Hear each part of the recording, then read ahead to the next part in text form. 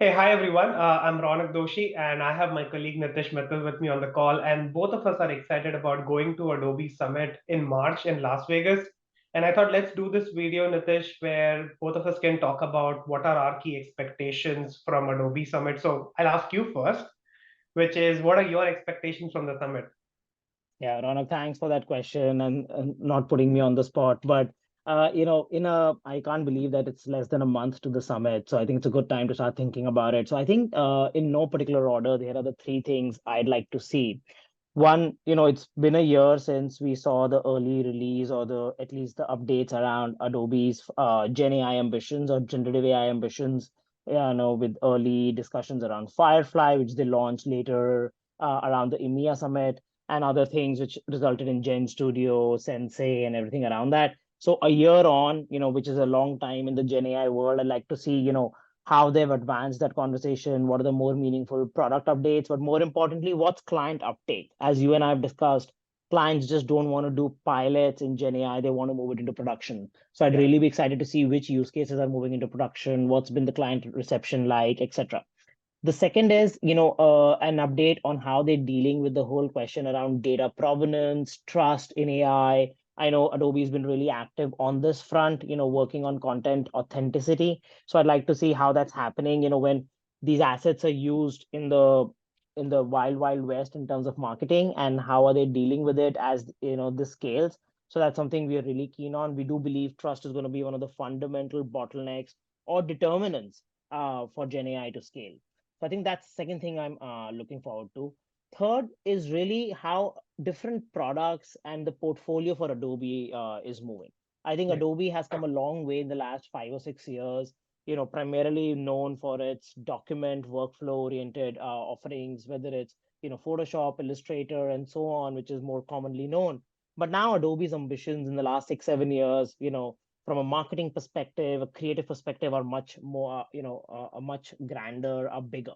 So I'd really like to see how that portfolio is shaping up, not just targeting the creatives and the specific professionals that they used to cater to, but now the chief marketing officer, chief sales officers, and how they're progressing on that front. So those are the top three things I like to learn in less than a month in Vegas. No, that's What about good. you? I think reflecting on what you said, I think the third thing is where I'm actually more interested in, which is as you think from a business user perspective and not the power users, right? Not the users who are using Adobe tools, but the ones who are getting influence in terms of the people who are putting their money in, right? So the head of marketing, right? Head of operations, head of customer experience, and other pieces. I want to know what Adobe has the messaging carved out for them because I think the simplification of the Adobe product stack has happened over a period of year, and I love the way they've done this in the three different clouds. And I think now how do you kind of message it in their context is going to be important. So my big thing to take away would be: is there an industry contextualization to this? Is there a stakeholder or persona contextualization to that?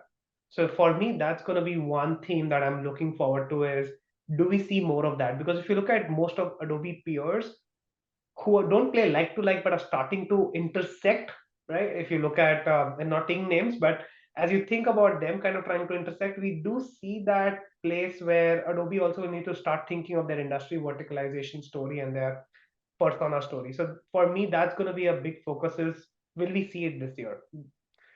The second would be as we look at from a products perspective, one that I'm looking out for a lot more is how does the commerce stack expand, because this is one place where it's about integration with a broader ecosystem. Think about ease of payments, ease about managing transactions at scale, and then managing multi-cloud infrastructure because you just don't have one stack, but you have a multiplicity of it. So how do you manage the complex ecosystem and make commerce fit into the puzzle is going to be important.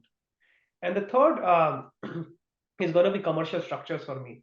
Um, Product simplification is great, the messaging simplification is great. Under the hood, the commercial simplification is still a long way to go. So I would want to see more of it, which is let's not just make it easy to build, easy from an experience perspective for the end users, but easy to buy as well.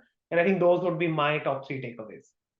Makes sense. I think it's a great point. And, we've always said that clients don't buy technologies, they buy solutions.